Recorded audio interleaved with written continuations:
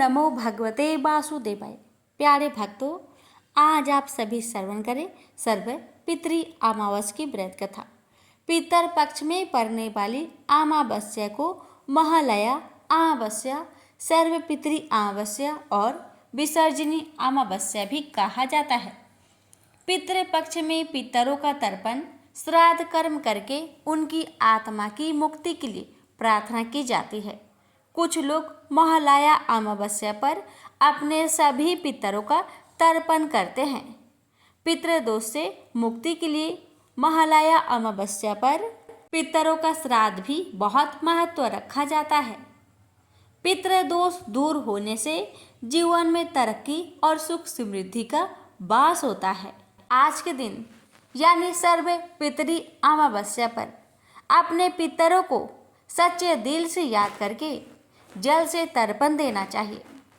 इसके लिए आप काले तिल, कुसा, सफेद फूल और चावल का उपयोग कर सकते हैं। कुसा के अग्र भाग से पितरों को जल अर्पित करने से उनकी आत्मा को तृप्ति मिलती है। अगर आप कुछ भी करने में समक्ष नहीं है तो आप अपने शब्दों से पितरों को तृप्त कर सकते हैं। इसके लिए आप पितरों का ध्यान करें और उनका धन्यवाद करें। सर्व पितृ अमावस्या के दिन दान करना अति उत्तम माना जाता है।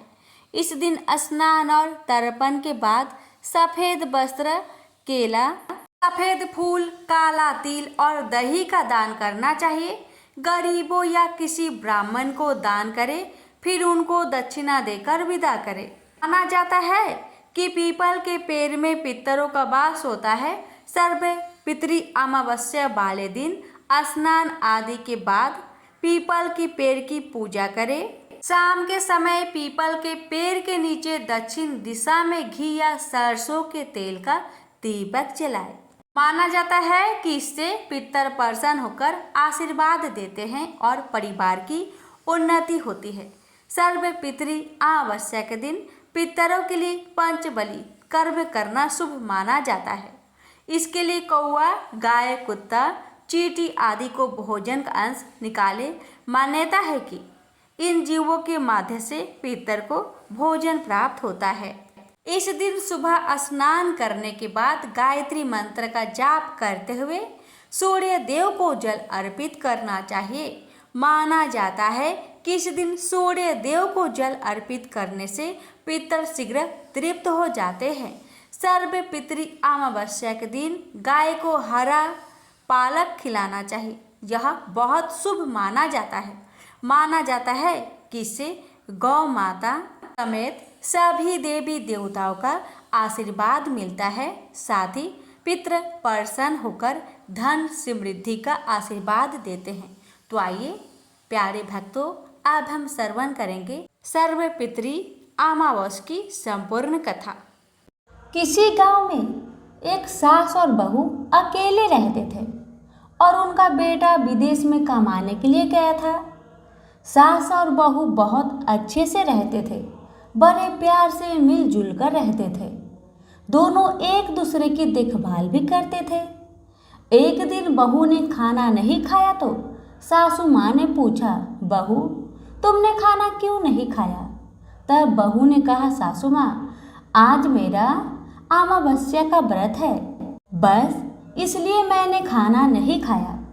तब सासू ने कहा कि बहू ये अमावस्या का व्रत करने से क्या होता है और ये व्रत करने से क्या फल मिलता है, मुझे भी समझाओ। तब बहू ने कहा कि सासू माँ अमावस्या का व्रत करने से बहुत पुण्य मिलता है, घर में अन्न धन बना रहता है, सुख शांति रहती है तथा अटल सुहाग मिलता है और तो और पुत्र की प्राप्ति भी होती है। इस व्रत में प्रत्येक वर्ष अलग अलग खाना खाया जाता है और विष्णु भगवान के मंदिर में चढ़ावा चढ़ाया जाता है या फिर किसी ब्राह्मण को दान दिया जाता है। इस व्रत में पहले साल भर शक्कर, घी और चावल से बना खाना खाया जाता है। पहले साल व्रत पूर्ण होने के बाद 1.25 किलो चावल और 1 कटोरी घी तथा 1 कटोरी शक्कर का दान किसी ब्राह्मण को दिया जाता है। तीसरे साल गुड़, तिल और घी से बने व्यंजन खाने चाहिए।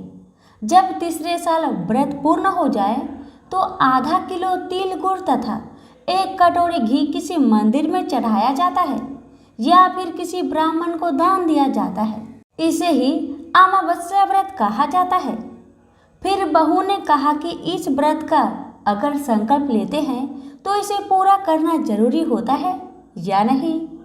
अगर पूरा नहीं कर सकते हैं तो सास बहू में झगड़ा और घर में अशांति आती है। बहू ने बताया। तब सासू ने कहा कि मेरी तो उम्र हो गई है, लेकिन तुम यह व्रत करो। और बहू यह व्रत का आरंभ करती है। लेकिन एक दिन बहू ने किसी के कहने पर गेहूं से बनी रोटी खा ली और अमावस्या माता इस बात से नाराज हो गई। जो सास और बहू बहुत ही प्यार से रहती थी, इन दोनों के बीच झगड़े होने लगे। सभी गांव वाले भी हैरान हो गए कि यह सब क्या हो रहा है।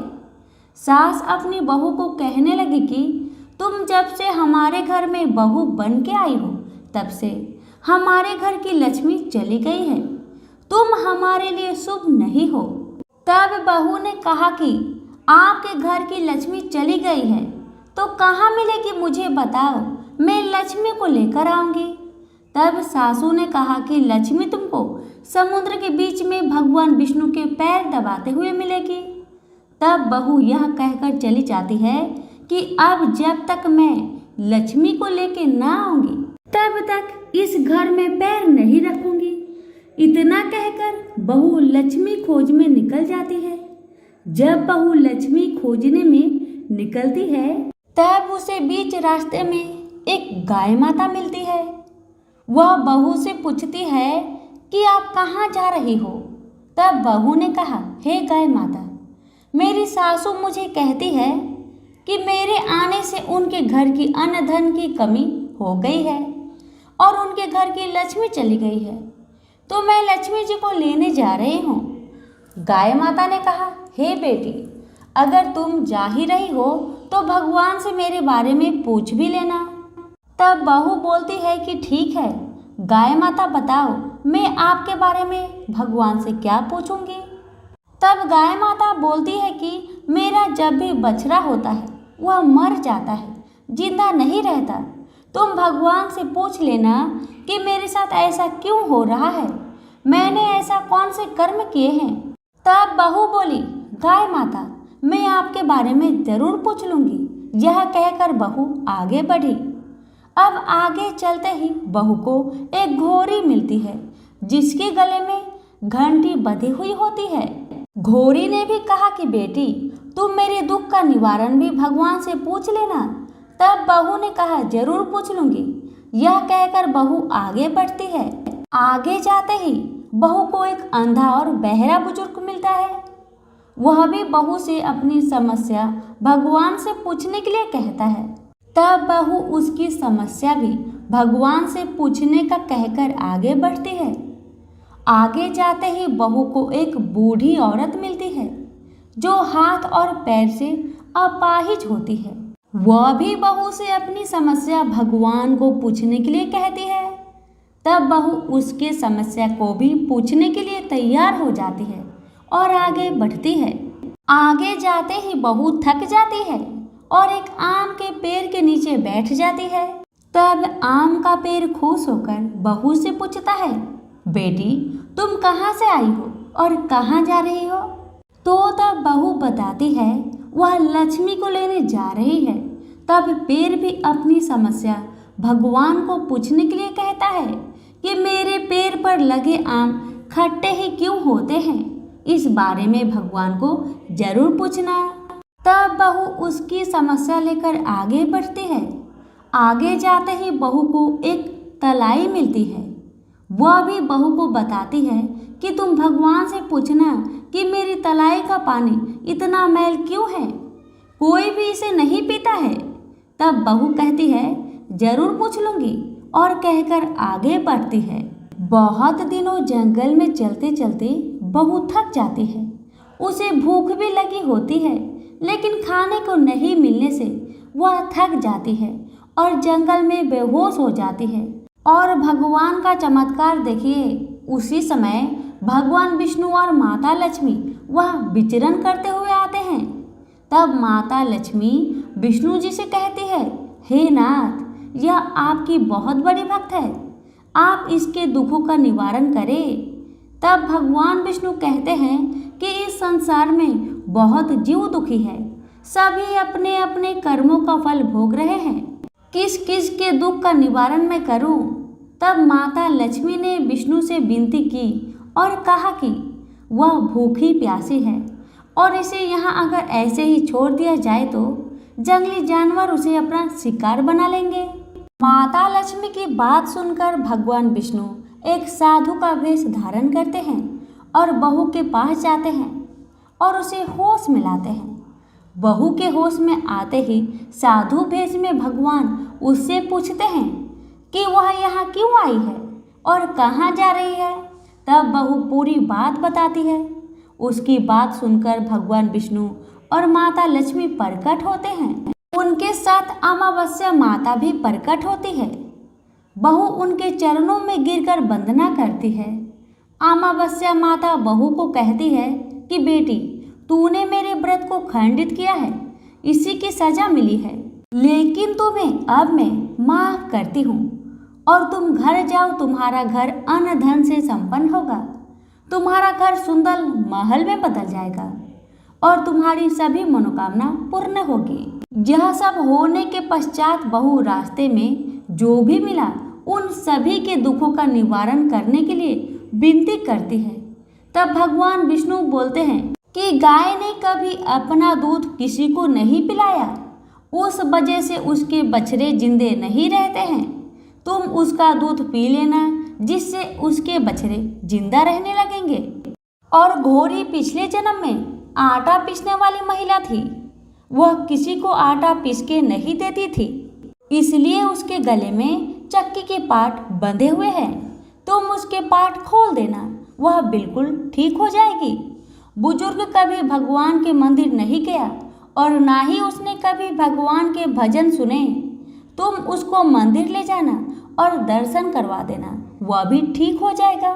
बुजुर्ग महिला जो थी उसने कभी भी अपने जवानी में दान पुण्य नहीं किया, इसलिए उसे यह सजा मिली है। तुम उसे दान करवा देना तो उसकी विकलांगना दूर हो जाएगी। उस आम के पेड़ ने कभी किसी बच्चे को अपने आम खाने को नहीं दिए, इसलिए उसके सभी फल खट्टे होते हैं। तुम उस पेड़ का आम खा लेना, फिर उस पेड़ पर मीठे आम आ जाएंगे। तलाई का पानी पिछले जन्म में देवरानी जेठानी थी, वह हमेशा झगड़ती रहती थी, इसलिए उसका पानी मैला है। तुम उसका पानी पी लेना, वह तलाई शुद्ध हो जाएगी। बहू ने भगवान विष्णु, माता लक्ष्मी और अमावस्या माता को नमन करके घर जाने के लिए निकलती है और रास्ते में उसे जो भी मिला उनके सभी समस्या भगवान के कहे अनुसार दूर करती गई। सभी उसे आशीर्वाद देते हैं। घर जाते ही उसका घर एक सुंदर महल में परिवर्तन हो जाता है तथा घर में अन्न धन भरा मिलता है। अब बहू सासू से कहती है कि सासू माँ, आपने सच कहा था, मैं आपके लिए शुभ नहीं हूँ। मेरे जाने से ही आपके घर में लक्ष्मी आई है, अब आप यहाँ रहे, मैं मरने जा रही हूँ। तब सासू ने कहा कि हे बेटी, यह सब तुम्हारे अमावस्या व्रत का फल हमें मिला है, तुम यहाँ पर ही रहोगी, कहीं नहीं जाओगी। और सास बहू खुशी खुशी रहने लगे। एक दिन उसका बेटा भी विदेश से लौट आया और घर में यह सब देखा। तब उसकी माँ ने सब बात उसे बताई। इस तरह वह लोग खुशी खुशी अपना जीवन व्यतीत करने लगे। तो सभी प्रेम से बोलिए, लक्ष्मी नारायण की जय, अमावस्या माता की जय। एक बार धनवती ने अपने पति देव स्वामी से कहा, स्वामी, आपका ध्यान स्वतः इस ओर नहीं गया कि हमारी पुत्री गुणवती अब विवाह योग्य हो गई है। अब समय आ गया है कि आप उसके लिए एक अच्छा सा वर ढूंढे। अपनी पत्नी की बात सुनकर देव स्वामी बोला, हाँ धनवती, तुमने ठीक कहा, मेरा तो इस ओर ध्यान ही नहीं गया। कि अब हमारी पुत्री युवा हो गई है। सचमुच मुझे उसके विवाह की चिंता करनी चाहिए। पति की बात सुनकर धनवती प्रफुल्लित हो उठी। अब देवस्वामी पुत्री गुणवती के लिए अवश्य अच्छा सा वर ढूंढ लाएंगे। देवस्वामी ने विचार किया कि पुत्री के लिए वर की खोज शुरू करने से पहले किसी अच्छे ज्योतिषी से गुणवती की कुंडली दिखाकर पूछ लेना चाहिए कि उसके लिए किस प्रकार का वर उत्तम रहेगा। अपने विचार को कार्य रूप देने के लिए देवस्वामी गुणवती की कुंडली लेकर प्रसिद्ध ज्योतिषी के पास पहुंचा। बोला, महाराज कृपया बताइए मेरी पुत्री के लिए किस प्रकार का वर उचित रहेगा और उसे मैं किस दिशा में तलाश करूं। तो स्वामी ज्योतिषी कुछ कहते कहते रुक गए। हाँ महाराज कहिए, देवस्वामी ने उत्सुक होकर पूछा। ज्योतिषी ने कहा, देवस्वामी अच्छा होगा कि तुम अपनी पुत्री का विवाह त्याग दो। लेकिन क्यों महाराज? ज्योतिषी की बात सुनकर देवस्वामी हतप्रभ रह गया। ज्योतिषी ने गंभीर स्वर में कहा, क्योंकि सप्तपदी होते होते तुम्हारी पुत्री विधवा हो जाएगी। ज्योतिषी की बात सुनकर देवस्वामी काफी गंभीर और उदास हो गया। उसने ज्योतिषी से इस विपदा का निवारण का उपाय पूछा। तब ज्योतिषी ने बताया, सिंघल द्वीप में भगवान विष्णु के भक्त सोमा नाम की एक धोबिन रहती है, जिसका पुण्य गुणवती के इस संकट को समाप्त कर सकता है। यदि वह गुणवती के विवाह के समय उपस्थित रहे तो वह सप्तपदी के समय गुणवती को विधवा होने से बचा सकती है। देवस्वामी जब घर लौटा तो उसने अपनी पत्नी और पुत्री को इस विडंबना के बारे में बताया। पिता की बात सुनकर गुणवती ने कहा, पिताजी मैं सोमा के पास जाऊंगी और उसकी सेवा कर उसके पुण्य के प्रताप से अपना भविष्य सुधारूंगी, अन्यथा वही सारा जीवन व्यतीत कर दूंगी। कोई और विकल्प न देखकर देवस्वामी को भी अपनी प्रिय पुत्री का आग्रह स्वीकार करना पड़ा। उसने अपने सबसे छोटे पुत्र सील स्वामी को गुणवती के साथ भेज दिया। दोनों सिंघल द्वीप के लिए चल पड़े। समुद्र तट पर पहुंचकर वे ठिठक गए। उन्हें समझ में नहीं आ रहा था कि कैसे समुद्र पार करके सिंघल द्वीप पहुंचा जाए। बड़ी देर तक भटकने के बाद थक हार कर वे दोनों एक बट वृक्ष के नीचे जा बैठे। वे दोनों अत्यंत भूखे प्यासे थे। वे दोनों जिस वृक्ष के नीचे बैठे थे उस वृक्ष के ऊपर एक गिद्ध का घोंसला था। गिद्ध अपने बच्चों के लिए भोजन की तलाश में गया था।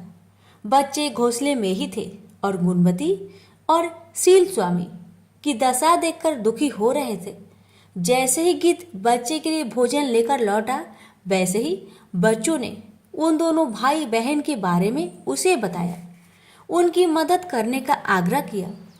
अपने बच्चों का आग्रह सुन गिद्ध पसीज उठा और उसने गुणवती तथा सील स्वामी को अपने पंखों पर बैठाकर सिंघल द्वीप में सोमा के घर के निकट पहुंचा दिया। सिंघल द्वीप में सोमा के घर के निकट पहुंचकर गुणवती विचार करने लगी। ज्योतिषी ने बताया था कि यदि सोमा मेरे विवाह के अवसर पर उपस्थित रहे तो मैं सप्तपदी के समय विधवा होने से बच सकती हूँ। सोमा को प्रसन्न करके ही साथ चलने का आग्रह किया जा सकता है। यह विचार कर दोनों भाई बहन ने पास में ही एक झोपड़ी बनाई, उसमें रहने लगे। सोमा नित्य प्रतः भगवान विष्णु की आराधना किया करती थी। उसके जागने से पूर्व ही उसकी बहुएं उसके पूजा स्थल को लीप पोत कर संवार दिया करती थी। अब गुणवती ने सोमा की बहुओं से पहले ही जागकर सोमा के पूजा स्थल को लीप पोत कर संवारना शुरू कर दिया। सोमा का ध्यान शीघ्र ही इस ओर गया कि मेरी पूजा स्थल जिस ढंग से संवारा जाता है उस ढंग से मेरी बहुएं कभी नहीं संवारती। सोमा धोबन ने बहुत सोच विचार कर अपनी बहुओं से पूछा। उन्होंने झूठ बोल दिया कि हम लोग ही यही काम करते हैं। तब सोमा ने स्वयं पता लगाने का निश्चय किया। वह रात भर जागते रही। रात्रि की अंतिम पहर में उसने एक युवती को पूजा स्थल को लीपते हुए देखा। सोमा तत्काल उसके पास पहुंची और बोली, पुत्री तुम कौन हो और प्रतिदिन मेरे स्थल की साफ सफाई क्यों करती हो? तब सोमा ने अपना परिचय देते हुए अपने संकट के बारे में बताया और उससे अपने साथ चलने का आग्रह किया। गुणवती की सेवा भावना देखकर सोमा का मन द्रवित हो उठा। वह गुणवती के साथ चलने के लिए तैयार हो गई। शुभ मुहूर्त पर गुणवती का विवाह समारोह प्रारंभ हुआ।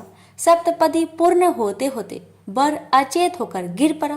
तत्काल उसकी मृत्यु हो गई।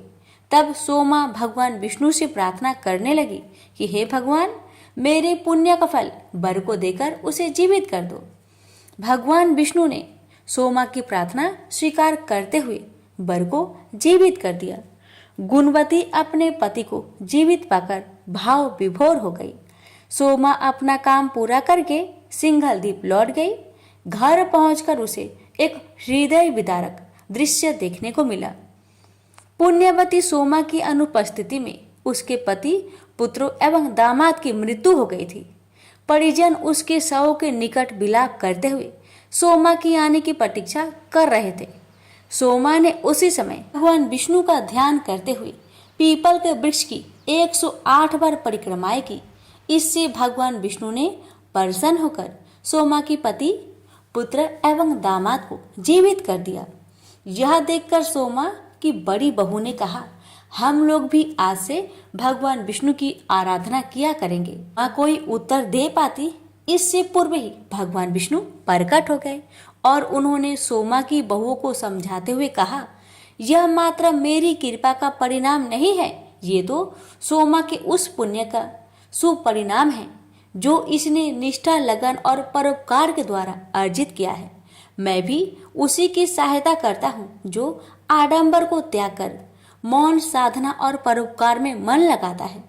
भगवान विष्णु की बात सुनकर सोमा की बहू की आंखें खुल गई और उन्होंने भी ईश्वर की मौन साधना और परोपकार का प्रण किया। प्रेम से बोलिए विष्णु भगवान की जय।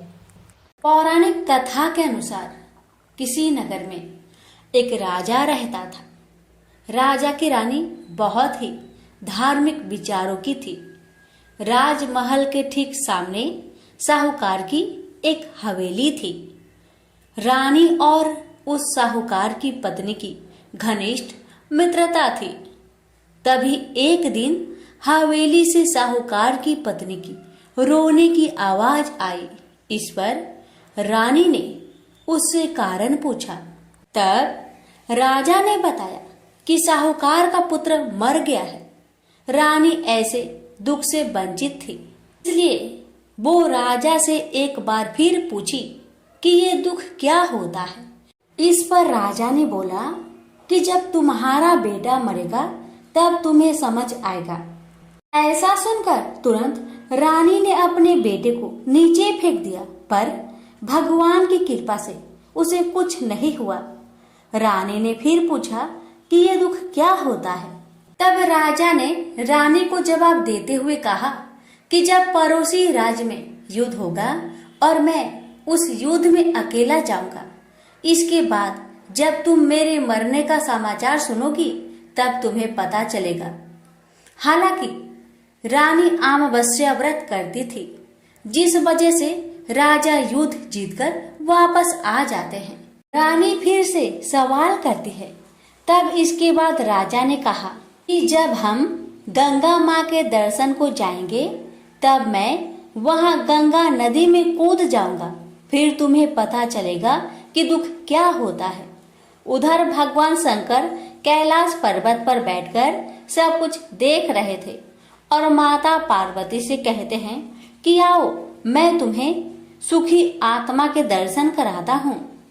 इसके बाद भगवान शिव बकरे और माता पार्वती ने बकरी का रूप धारण करके एक बावली के पास घास चरने लगे।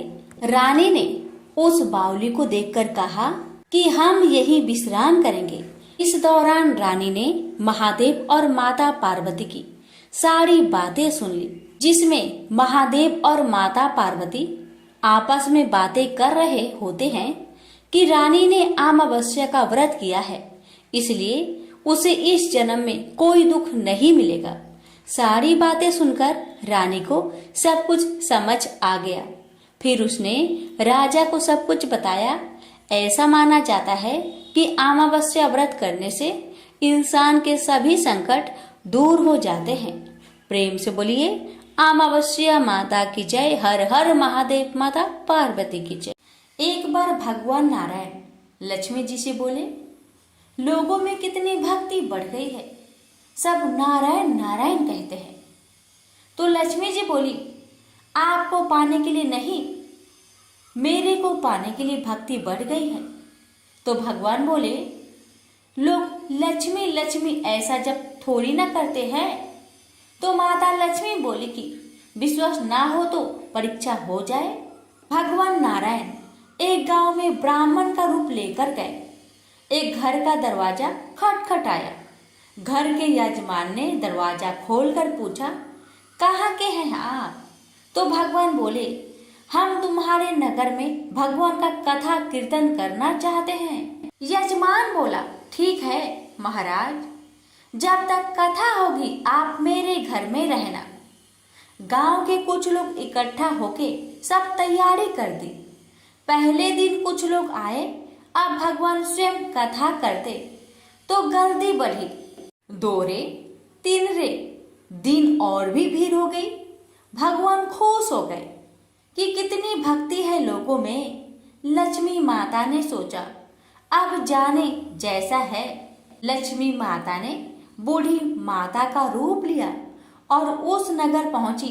एक महिला ताला बंद करके कथा में जा रही थी कि माता पहुंची। बोली, बेटी जरा पानी पिला दे। तो वो महिला बोली, माता जी 3:30 बजे हैं, मेरे को प्रवचन में जाना है। लक्ष्मी माता बोली, पिला दे बेटी थोड़ा पानी, बहुत प्यास लगी है। तो वो महिला लोटा भर के पानी लाई। माता ने पानी पिया और लोटा लौटाया तो सोने का हो गया था। महिला अचंभित हो गई कि लोटा था स्टील का और वापस लिया तो सोने का। कैसी चमत्कारी माता जी हैं। अब तो वो महिला हाथ जोड़ी करने लगी कि माता जी आपको भूख लगी होगी, खाना भी खा लीजिए। ये सोच के कि खाना खाएगी तो थाली भी कटोरी भी सोने की हो जाए। माता लक्ष्मी बोली, तुम जा बेटी, तेरा टाइम हो गया है। वो महिला प्रवचन में आई तो सही, लेकिन आसपास की महिलाओं को सारी बात बताई। अब महिलाओं को बात सुनकर चालू सत्संग में से उठ के गई। दूसरे दिन से कथा में लोगों की संख्या कम हो गई। तो भगवान ने पूछा कि लोगों की संख्या कैसे कम हो गई। किसी ने कहा, एक चमत्कारी माताजी आई हैं नगर में, जिसके घर दूध पीती तो गिलास सोने का हो जाता, थाली में रोटी सब्जी खाती तो थाली सोने की हो जाती। उसके कारण लोग प्रवचन में नहीं आते। भगवान नारायण समझ गए कि लक्ष्मी जी का आगमन हो चुका है। इतनी बात सुनते ही देखा कि जो यजमान सेठ जी थे वो भी उठ खड़े हुए और खिसक गए। पहुंचे माता लक्ष्मी जी के पास। बोले, माता मैं तो भगवान की कथा का आयोजन करता और लक्ष्मी जी माता आपने मेरे घर को छोड़ दिया। माता जी बोली, तुम्हारे घर तो मैं सबसे पहले आने वाली थी, लेकिन तुम्हारे घर में जिस कथाकार को ठहराया है ना, वो चला जाए तो मैं अभी आऊं। सेठ जी बोला, बस इतनी सी बात, अभी उनको धर्मशाला में कमरा दिलवा देता हूँ। जैसे ही महाराज कथा करके घर आए तो सेठ जी बोला, महाराज बिस्तरा बांधो, आपकी व्यवस्था धर्मशाला में कर दी है। महाराज बोले, अभी 2-3 दिन बचे हैं कथा के, यही रहने दो। सेठ बोला, नहीं नहीं जल्दी जाओ, मैं कुछ नहीं सुनने वाला। इतने में लक्ष्मी जी भी आई। कहा कि सेठ जी आप थोड़ा बाहर जाओ, मैं इनसे निपट लूं। माता जी बोली, प्रभु आप तो मान गए। भगवान नारायण बोले, हाँ लक्ष्मी तुम्हारा प्रभाव तो है, लेकिन एक बात तुमको भी मेरी माननी पड़ेगी कि तुम तब आई जब संत के रूप में मैं यहाँ आया। संत जहाँ कथा करेंगे वहाँ लक्ष्मी तुम्हारा निवास जरूर होगा। प्रेम से बोलिए लक्ष्मी नारायण की जय। प्रजापति महर्षि कश्यप की कई पत्नियां थी। उनमें से एक का नाम था दनु। दनु की संतान दानव कहलाए। उसी दनु के बड़े पुत्र का नाम दंभ था। दंभ बहुत ही सदाचारी और धार्मिक प्रवृत्ति का था। अन्य दानवों की भांति उसमें ना तो ईर्ष्या ही थी और ना ही देवताओं से देश भावना। वह विष्णु का भक्त था और उन्हीं की आराधना किया करता था। लेकिन उसे एक ही चिंता सताती रहती थी कि उसके कोई पुत्र ना था। आचार्य शुक्र ने उसे श्री कृष्ण मंत्र की दीक्षा दी। दंभ ने दीक्षा पाकर पुष्कर में महान अनुष्ठान किया। अनुष्ठान सफल हुआ। उसके अनुष्ठान से प्रसन्न होकर भगवान विष्णु प्रकट होकर बोले, बस मैं तुम्हारे अनुष्ठान से प्रसन्न हूँ, पर मांगो। दंभ बोला, भगवान यदि आप मेरी तपस्या से प्रसन्न है तो मुझे ऐसा पुत्र दे जो आपका भक्त हो और त्रिलोक की जय हो। उसे देवता भी युद्ध में ना जीत सके। भगवान विष्णु ने तथास्तु कहा और अंतर्ध्यान हो गए और दंभ प्रसन्नचित अपने घर लौट आया। गोलोक में श्री राधा ने श्री कृष्ण पार्षद श्री दामा को असुर होने का श्राप दिया था। श्राप मिलने पर वही दंभ की पत्नी के गर्भ में आया। जन्म होने के पश्चात दंभ ने अपने उस पुत्र का नाम शंखचूड़ रखा। जब वह कुछ बड़ा हुआ तो दंभ ने उसे मुनि जैगी शिष्य की देख रेख में रख दिया। मुनि जैगी शिष्य ने उसे शिक्षा दीक्षा दी। अपनी कुमार अवस्था में ही शंखचूड़ पुष्कर में पहुंचा और उस महान धार्मिक तप स्थली में ध्यान मग्न रहकर वर्षों तक ब्रह्मा जी की तपस्या करता रहा। उसकी घोर तपस्या से प्रसन्न होकर ब्रह्मा जी प्रकट होकर बोले, वत्स मैं तुम्हारी तपस्या से प्रसन्न हूँ, वर मांगो। पितामह मुझे ऐसा वरदान दीजिए कि मुझे देवता पराजित ना कर सके। शंखचूड़ ने कहा। ब्रह्मा जी ने उसे ऐसा ही वरदान दिया और श्री कृष्ण कवच प्रदान करते हुए उसे आदेश दिया, शंखचूड़ तुम बद्रिका आश्रम चले जाओ। वहां तुम्हारा भाग्य का सितारा उदय होने की प्रतीक्षा कर रहा है। आदेश मानकर शंखचूड़ बद्रिका आश्रम पहुंचा। वहां महाराज धर्मध्वज की पुत्री तुलसी भी तपस्या कर रही थी। दोनों का आपस में परिचय हुआ और ब्रह्मा जी की इच्छा अनुसार दोनों का विवाह हो गया। अपनी पत्नी को लेकर शंखचूड़ पुनः दैत्यपुरी लौट गया। शुक्राचार्य ने उसे दानवों का अधिपति बना दिया। सिंहासन पर बैठते ही उसने अपना साम्राज्य बढ़ाने के लिए देवलोक पर चढ़ाई कर दी।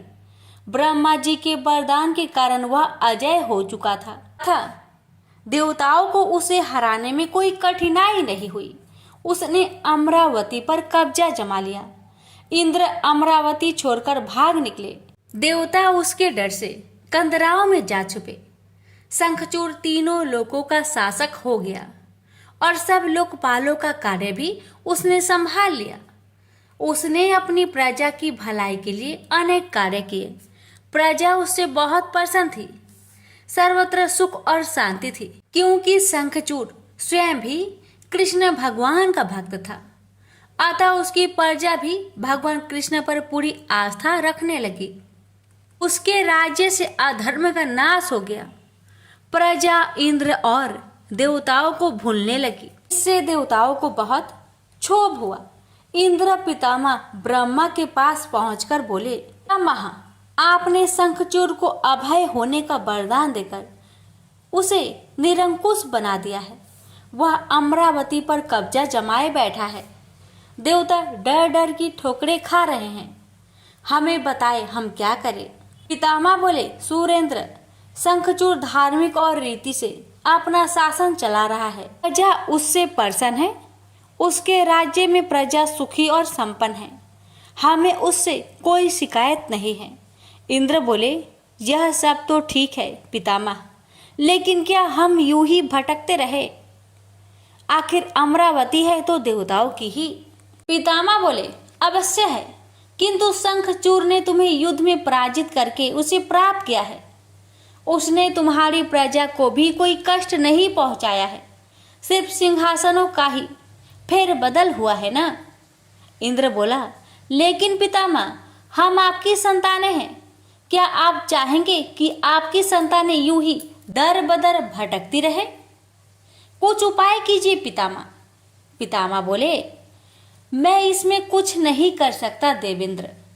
जब तक शंखचूड़ के भाग्य में अमरावती का ऐश्वर्य भोगना है, वह भोगेगा ही।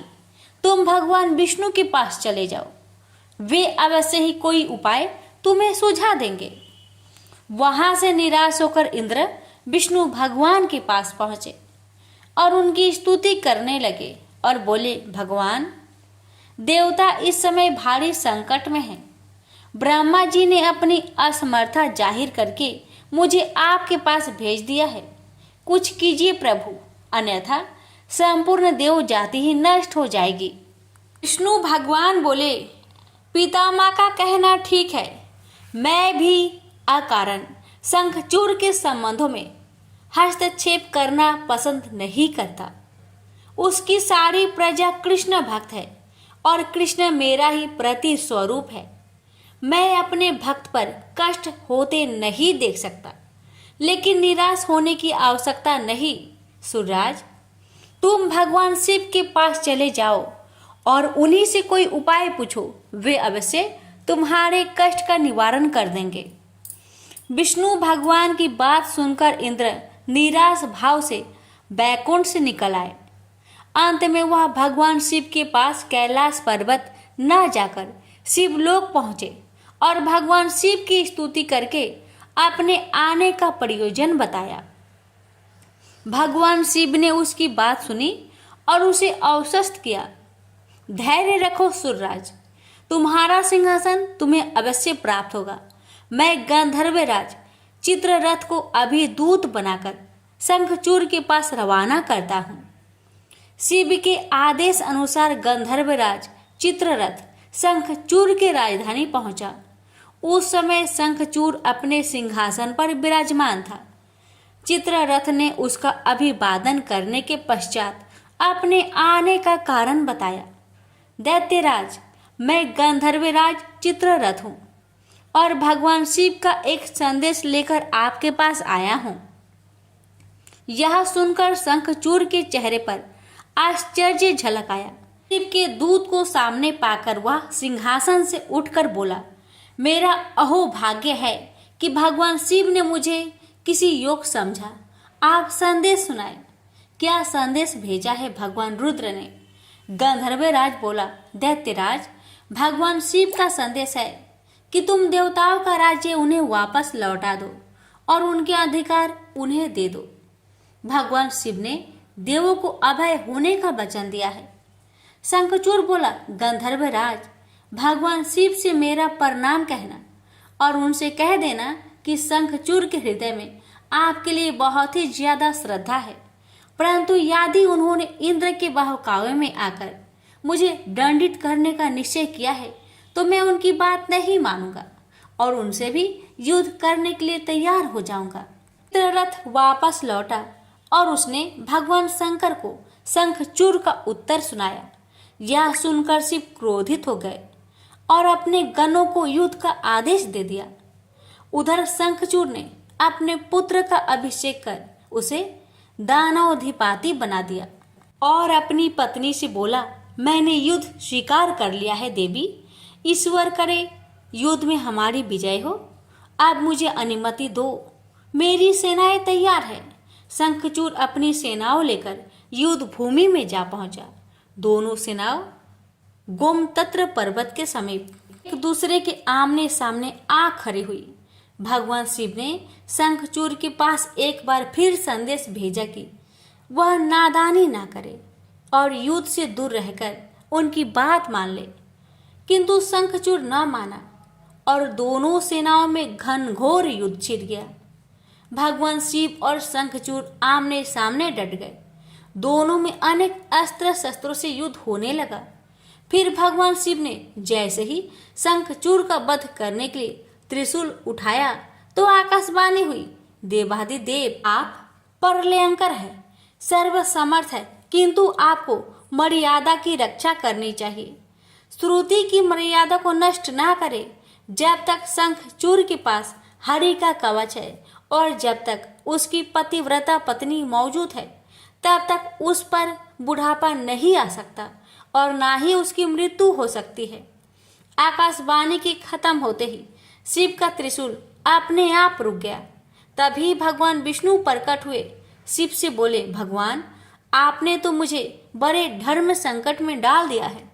आप ही ने तो इंद्र को मेरे पास भेजा और जब मैंने उसे अभय करने के लिए युद्ध आरंभ किया तो अब आपका ही कवच आड़े आ रहा है। अब आप ही कोई उपाय सोचिए। विष्णु बोले, शंखचूड़ के श्राप का समय अब समाप्त होने ही वाला है। भगवान, अब इसे असुर योनि से मुक्त करके गोलोक भेजना पड़ेगा। यह कृष्ण भक्त है और कृष्ण मेरा ही प्रति स्वरूप है, अतः इसे वापस गोलोक भेजना होगा। फिर विष्णु ने एक ब्राह्मण का वेश धारण किया और शंखचूड़ के पास पहुंचकर बोले, दानवराज, मैं एक निर्धन ब्राह्मण हूँ। कुछ पाने की आस के लिए आपके पास आया हूँ। शंखचूड़ बोला, मांगो वृषभवर, जो भी मेरे पास है उसे दे देने में मुझे किंचित भी विलंब नहीं लगेगा। मेरा सिर भी मांगोगे तो वह भी देने से मैं इनकार नहीं करूंगा। आप आदेश तो दो। ब्राह्मण भेषधारी विष्णु बोले, दैत्यराज, मुझे आपका सिर नहीं, आपका कवच चाहिए। बोलिए, देंगे अपना कवच।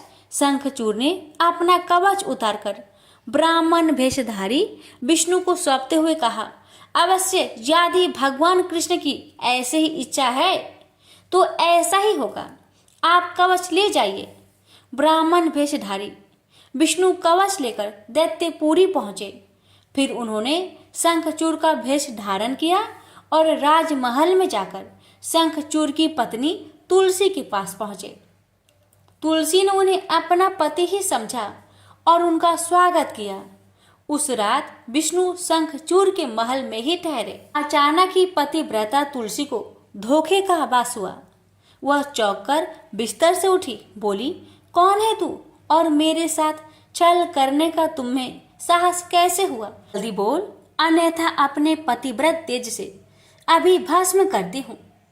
विष्णु अपने वास्तविक रूप में प्रकट हो गए। उन्होंने तुलसी को समझाते हुए कहा, सुनो जी, तुम्हारे पति का समय पूरा हुआ। एक श्राप के कारण ही उसे असुर योनि में आना पड़ा था। अब से वह गोलोक में रहेगा, क्योंकि तुम्हारा पतिव्रत धर्म ही उसकी रक्षा कर रहा था। इसलिए मुझे छल करके तुम्हें कलुषित करना पड़ा। तुलसी रोते हुए बोली, यह आपने अच्छा नहीं किया भगवान। क्यों मेरे साथ छल करके मेरा अस्तित्व नष्ट किया? मैं श्राप देती हूँ कि आज से आपको भी पत्थर बन जाना पड़ेगा। आप में दया ममता नहीं है, आप पत्थर है, पत्थर। विष्णु बोले, और मैं भी तुम्हें वर देता हूँ तुलसी कि मेरे पत्थर बन जाने पर तुम्हें भी मेरे पास ही स्थान मिलेगा। भविष्य में लोग तुलसी और शालिग्राम की पूजा करेंगे। तुलसी के बगैर शालिग्राम की पूजा अधूरी रहेगी। उसके बाद विष्णु अंतर्ध्यान हो गए और युद्ध भूमि में खड़े शिव को अपनी दिव्य शक्ति से सब कुछ बता दिया। शंखचूड़ और शिव में पुनः युद्ध आरंभ हो गया, किंतु तुलसी के पतिव्रत धर्म नष्ट हो जाने से शंखचूड़ की शक्ति घट गई थी। अतः शिव ने अपना त्रिशूल उसकी ओर फेंका तो वह सीधा शंखचूड़ के हृदय स्थल को भेद गया। वातावरण में हजारों बिजलियां एक साथ कौंध गई। चारों दिशाएं कांप उठी और देखते ही देखते शंखचूड़ धरती पर जा गिरा। गिरते ही उसके प्राण पेखरू उड़ गए। श्राप से मुक्ति मिलते ही श्री दामा गोलोक जा पहुंचा। उसकी भस्म से एक शंख प्रकट हुआ, जो कालांतर में भगवान शिव के हाथों की शोभा बना। देवताओं ने शिव की जय जयकार की और इंद्र को अपना सिंहासन पुनः प्राप्त हो गया। प्रेम से बोलिए, हर हर महादेव। माता पार्वती की जय, लक्ष्मी नारायण की जय, तुलसी माता की जय, शालिग्राम भगवान की जय। एक बार गणेश जी ने पृथ्वी के मनुष्य की परीक्षा लेने का विचार किया। वे अपना रूप बदलकर पृथ्वी पर भ्रमण करने लगे। उन्होंने एक बालक का रूप बना लिया। एक हाथ में एक चम्मच में दूध ले लिया और दूसरे हाथ में एक चुटकी चावल ले लिए और गली गली घूमने लगे। साथ ही साथ आवाज लगाते चल रहे थे, कोई मेरे लिए खीर बना दे, कोई मेरे लिए खीर बना दे। कोई भी उन पर ध्यान नहीं दे रहा था, बल्कि लोग उन पर हंस रहे थे। वे लगातार एक गांव के बाद दूसरे गांव इसी तरह चक्कर लगाते हुए पुकारते रहे, पर कोई खीर बनाने के लिए तैयार नहीं था। सुबह से शाम हो गई, गणेश जी लगातार घूमते रहे। एक बुढ़िया थी, शाम के वक्त अपनी झोपड़ी के बाहर बैठी हुई थी। तभी गणेश जी वहां से पुकारते हुए निकले कि कोई मेरी खीर बना दे, कोई मेरी खीर बना दे। बुढ़िया बहुत कोमल हृदय वाली स्त्री थी। उसने कहा, बेटा मैं तेरी खीर बना देती हूँ। गणेश जी ने कहा, माई अपने घर में से दूध और चावल लेने के लिए बर्तन ले आओ। बुढ़िया एक कटोरी लेकर जब झोपड़ी के बाहर आई तो गणेश जी ने कहा, अपने घर का सबसे बड़ा बर्तन लेकर आओ। बुढ़िया को थोड़ी झुलझुलाहट हुई, पर उसने कहा, चलो बच्चे का मन रख लेती हूँ। और अंदर जाकर वह अपने घर का सबसे बड़ा पतीला लेकर बाहर आई। गणेश जी ने चम्मच से पतीले में दूध उड़ेलना शुरू किया। तब बुढ़िया के आश्चर्य की सीमा न रही जब उसने देखा दूध से पूरा पतीला भर गया है। एक के बाद एक वह बर्तन झोपड़ी से बाहर लाती गई और उसमें गणेश जी दूध भरते चले गए। इस तरह से घर के सारे बर्तन दूध से लबालब भर गए। गणेश भगवान ने बुढ़िया से कहा, मैं स्नान करके आता हूँ, तब तक तुम खीर बना लो, मैं वापस आकर खाऊंगा। बुढ़िया ने पूछा, मैं इतनी सारी खीर का क्या करूंगी? इस पर गणपति जी बोले, सारे गांव को दावत दे दो। बुढ़िया ने बड़े प्यार से मन लगाकर खीर बनाई। खीर की भीनी भीनी मीठी मीठी खुशबू चारों दिशाओं में फैल गई। खीर बनाने के बाद वह हर घर में जाकर खीर खाने का न्योता देने लगी। लोग उस पर हंस रहे थे। बुढ़िया के घर में खाने को दाना नहीं और यह सारे गांव को खीर खाने की दावत दे रही है। लोगों को कौतूहल हुआ और खीर की खुशबू से लोग खींचे चले आए। लो, सारा गांव बुढ़िया घर में इकट्ठा हो गया। जब बुढ़िया की बहू को दावत की बात मालूम हुई तब वह सबसे पहले वहां पहुंच गई। उसने खीर से भरे पतीलों को जब देखा तो उसके मुंह में पानी आ गया। उसे बड़ी जोर से भूख लगी हुई थी।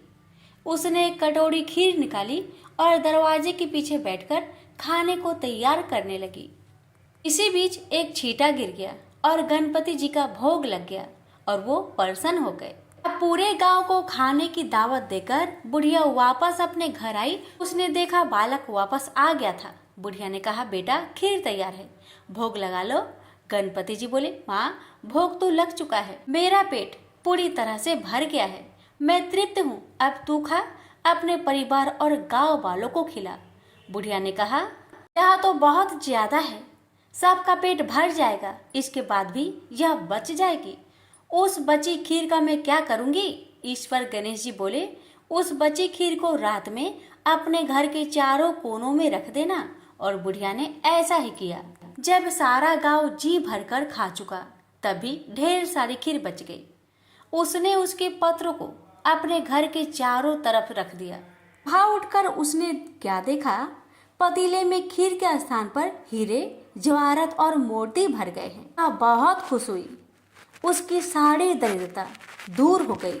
वह आराम से रहने लगी। उसने गणपति जी का एक भव्य मंदिर बनवाया और साथ में एक बड़ा सा तालाब भी खुदवाया। इस तरह उसका नाम दूर दूर तक प्रसिद्ध हो गया। उस जगह वार्षिक मेले लगने लगे। लोग गणेश जी की कृपा प्राप्त करने के लिए उस स्थान पर पूजा करने और मान्यताएं मानने के लिए आने लगे। गणेश जी सबकी मनोकामनाएं को पूरी करने लगे। प्रेम से बोलिए गणेश भगवान की जय।